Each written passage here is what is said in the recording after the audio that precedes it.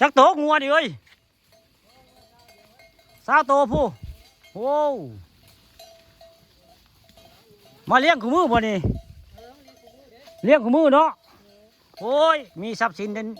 มีทรัพย์สินย่างได้กันนี่แหละในย่างเลี้ยงนี่แล้วบ่เลี้ยงบ่ได้ถ้าปล่อยไปมันไปกินทรัพย์สินพูดเป็นโทษเขาเนาะโอ้ยเบิ่งนู้พี่น้องคือธรรมชาติสร้างมาพี่น้องนี่คนมีงัวมีควายก็ได้นำเลี้ยงไปเนี่ยมันนี่พาหลานชายมาเที่ยวห้วยวังถ้ำพี่น้องนี่มาพาห้วยวังถ้ำมาพ่องัวกี้เพื่อนได้นี่งัวกี้พี่น้องเพื่อนมาเลี้ยงงัวหลาจะแท้สาวโตเพื่อนเราถามราคาเท่าไรเพื่อนบอกได้เพื่อนยังบ่อยากขายวันนี้สิพาเจ้าหลานขึ้นไปเบิ่งอ่างกบทั้งทึ่งไปได้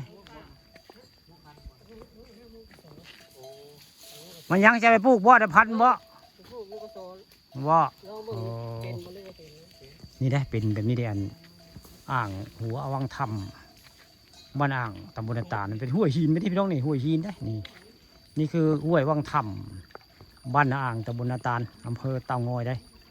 ลูกค้าปลาทองคำผสมมื้อนี้พามาชมห้วยหินห้วยวังถ้ำพายแมวพี่น้องนี่พายแมวได้อันปลาไม้เจ้ามา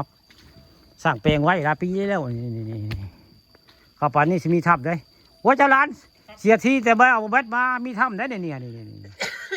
มีถ้ำนี่ขึ้นไปนี่จะมีถ้ำได้นี่มีถ้ำได้นี่มีถ้ำได้มงนี่หลายปีแล้วบ่ได้มานี่หลายปีได้ลุงบ่ได้มานี่เด้นี่ขึ้นไปนี่จะมีถ้ำได้พี่น้องเอ้ยนี่ถ้ำใหญ่กว้างได้นี่คือเป็นถ้ำนี่แหละคือ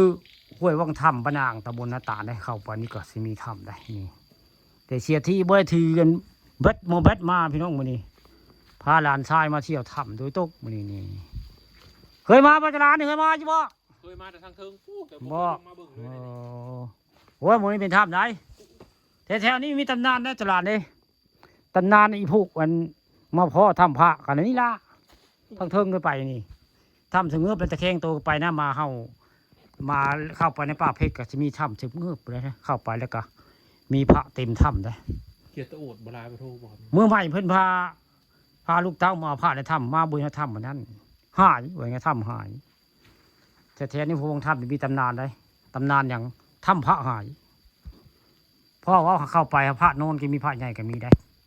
วงถ้ำนี่คือเป็นถ้ำบังมดได้ในตำนานได้นายเข้มวงอยู่ได้ว่าให้ฟัง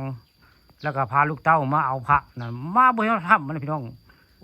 ถ้ำหายบ่มีถ้ำได้นี่แหละคือสถานที่ถ้ำรับแลของวังถ้ำบาดางตะบนตาลนายเข้มเห็นถ้ำย้อนมาไล่งูเข้าถ้ำก็เลยเห็นถ้ำได้ถ้ำพระ